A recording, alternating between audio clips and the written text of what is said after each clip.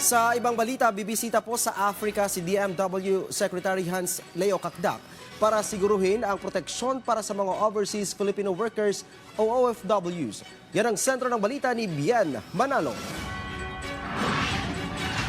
May plano ang Department of Migrant Workers o DMW na magtayo ng Migrant Workers Office sa Abuja, Nigeria.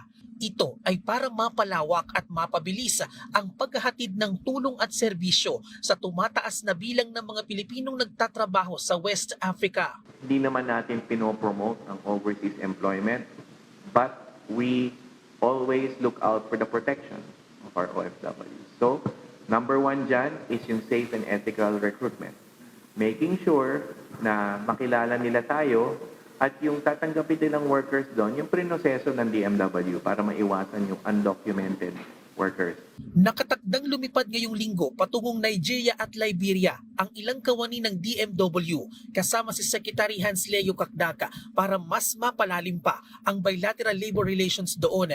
Bibisitahin din nila ang Filipino community sa ilan pang bansa sa West Africa para kumustahin ang kanilang kalagayan.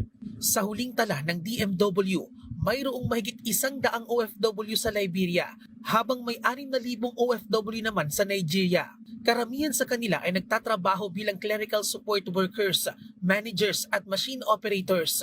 That could eventually mature into a bilateral labor arrangement or agreement with these two countries. So we're hoping na yan ang pupuntahan ng ating relasyon with these two countries. Sa ngayon ay sa Rabat, Morocco lang mayroong Migrant Workers Office ang DMW na ang tanging saklaw lang ay Libya, Algeria, Chad, Mali, Niger, Mauritania at Tunisia. Inaasahan namang makapaghahatid ng suporta at tulong ang itatayong Migrant Workers Office sa Abuja, Nigeria sa tinatayang 7,000 Pinoy sa kanlurang bahagi ng Africa. Bien Manalo para sa Pambansang TV sa Bagong Pilipinas.